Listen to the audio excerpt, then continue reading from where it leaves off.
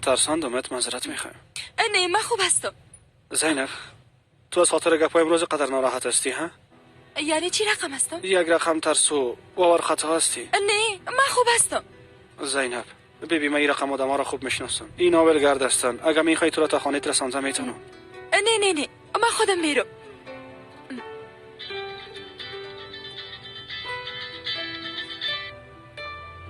بله بله مادر جان. نه تشویش نکن، ما در دقیقه بعد به خانه میرسم. درست است؟ درست است مادر جان. خداحافظ. زینب بیبی زد نکو، ما در دقیقه تو را به خانه میبرم.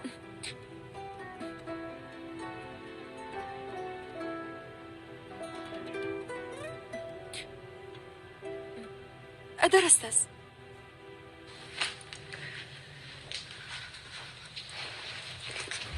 افسون گوش کن، هر کاری که میکنی بکن، اما او پول از بیزا بگی. دخترم اگه او پول پیش ما نباشه پلان ما از بین میره. رفتن تو به قصرام یک رویا باقی خواهد ماند. درست است درست است دخترم. حالا دیگه آیان زنگ زده چی بگویمش؟ خب درست است دیگه، گپ زدم پولش برش میدیم. درست است. بله ها آیان درست است بچه، ما او پولا را برات آماده میکنم. درست است.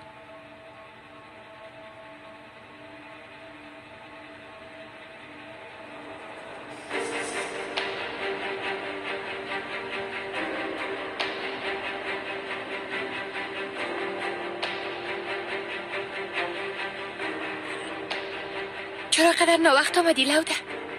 آی شفا باشه جانم. من مطمئن هستم که زیاد ناراحت شدی. البته که ناراحت شدم.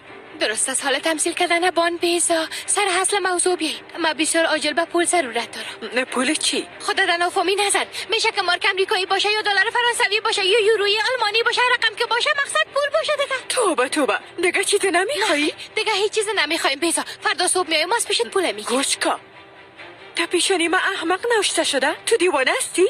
نه خیر، اما فرصت طلب نوشته است، خبررسان نوشته است، بیعت کننده نوشته است، لودی بی عقل نوشته است. یک انسان گپ شنوم نوشته است. من پول ندارم. اگه میداشتم برات میدادم، اما ندارم. سلکو یک تاره سلکو در پیشونی من تمثیل میکنم، میگه پول ندارم.